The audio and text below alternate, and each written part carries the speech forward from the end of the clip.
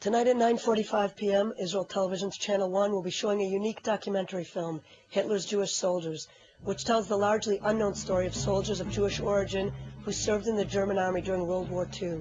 Here's a look at the opening segment. This is Private Werner Goldberg. In 1939, a Berlin newspaper labeled him as the ideal German soldier. His picture was used on a recruiting poster for the Wehrmacht, Hitler's army. He served in the German army until 1940. He was dismissed because of his last name, Goldberg. Werner Goldberg, the ideal German soldier, was a Jew. Goldberg, your name? You are Aryan? I don't know what it is. I said, I tell you, stand up. You are not Aryan. But I must ask my father.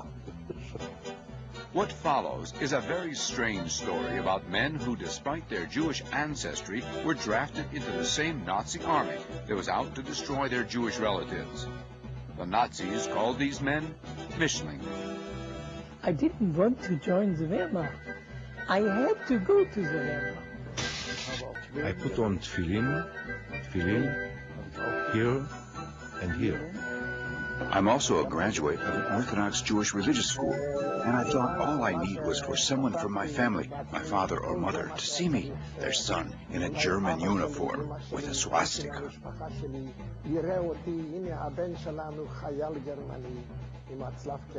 This much I know for sure. I was proud, being a soldier of part Jewish descent, to become a German officer. Yes, I had aspired that. The filmmaker of Hitler's Jewish Soldiers is former IBA News anchorman Larry Price, who spoke about the project with IBA's Viva Press.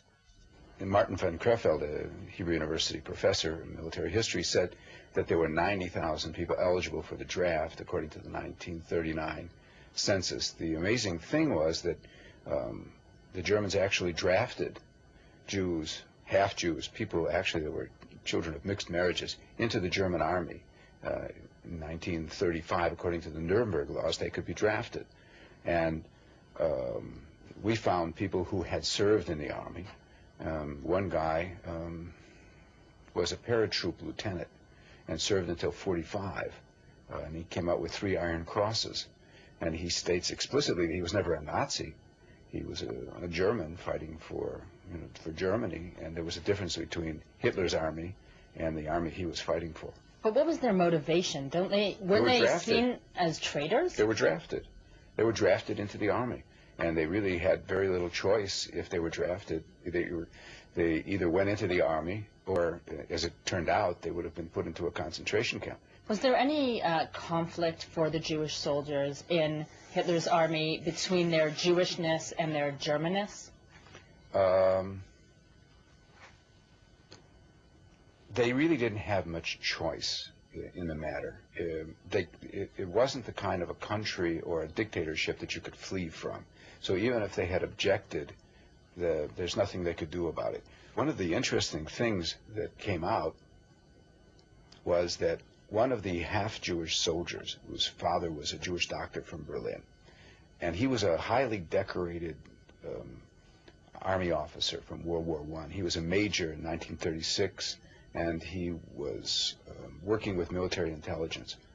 And because of, in 38, 39, because of backdoor diplomatic channels between the Americans and the Germans, he was, as a German officer, sent to rescue the 6th Lubavitch Rebbe from the Warsaw Ghetto in 1939. And he actually went, dressed as a German officer, took the Lubavitch Rebbe and said, don't worry about it, I'm a Jew, everything's okay, I'm going to take care of you. And he eventually took the Rebbe and his entourage of 18 people, children and grandchildren and in-laws, and took him out of Germany. This is a German officer in 1939 saving the Lubavitch Rebbe. Tell me something, did you uncover any surprises while you were filming? Yeah.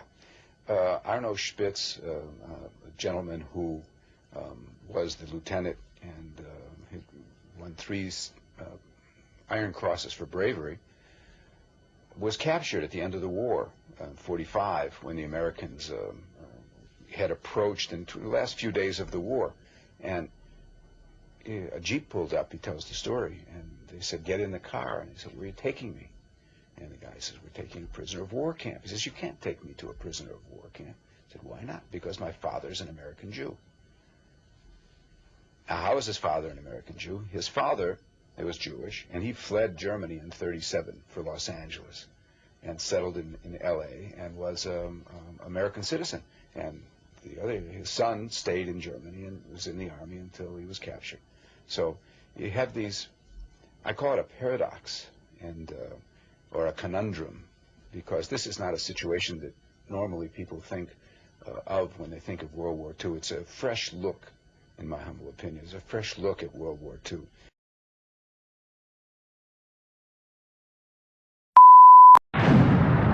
(1945), the end of Nazi Germany and the so-called final solution, the Nazi program to exterminate the Jews. But was it the end? A German professor says the spirit of the final solution did not die with the Nazi regime, but was passed on to Israel's enemies in the Middle East. Absolutely. They are not the Nazis. It's not the same. And Auschwitz, was a singular crime. There were no gas chambers and stuff like this. But you can say the ideology of the Nazis is still alive, and you see it by the arbitrary killing of Jews. Himself the son of Nazi supporters, Matthias Kunzel is today a professor of political science in Hamburg, Germany, and the author of Jihad and Jew Hatred, Islamism, Nazism, and the Roots of 9/11. My starting point was, of course, Auschwitz, because I'm a German, and so I had to study, how could this happen? Kunzel found himself asking the same question after 9/11, and he knew immediately that part of the answer was Nazi ideology. He knew that Hitler had dreamed of destroying New York because it was Jewish. The same view, according to German court records, of 9/11 leader Mohammed Atta. When I saw the 9/11 event in television in Germany, it was not difficult for me to see the fingerprints of anti-Semitism even in this event. A central figure in Kunzel's book is the Grand Mufti of Jerusalem, Haj Amin al-Husseini, the highest Muslim authority in Palestine and an ardent admirer of the Nazis. As a close friend of SS Chief Heinrich Himmler, the Mufti spent World War II in Nazi Germany. He helped oversee a German shortwave broadcast to the Middle East called Radio Ziesen, which tried to win over Arabs and Muslims to the Nazi cause. Every evening there was this kind of anti-Semitic propaganda in order to influence the mindset of the Arabs. And it was sent not only in Arabic language, but also in Persian language, also in Turkish language. A faithful listener to the anti-Semitic programs in Persian on Radio Ziesen was a young Ayatollah Khomeini, who would later turn Iran into a Muslim theocracy which today seeks the destruction of Israel. Kunzel also documents how the Nazis gave money to the Muslim Brotherhood in Egypt. Nazi Germany put all its weight behind the Muslim Brotherhood. And the Muslim Brotherhood distributed Arabic translations of Mein Kampf.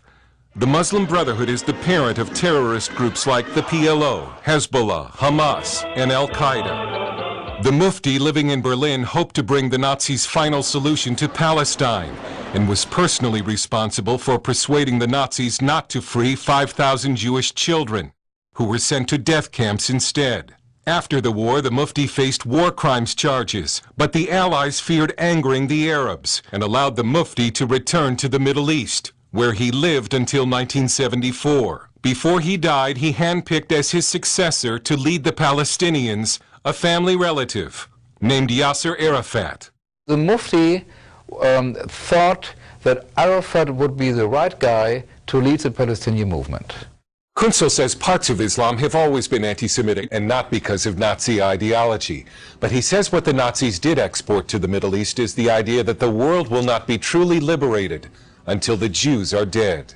if you want to kill any Jew, you go with a suicide belt in the middle of the city, and every victim is a good victim because it's a Jew. This is the Nazi mindset.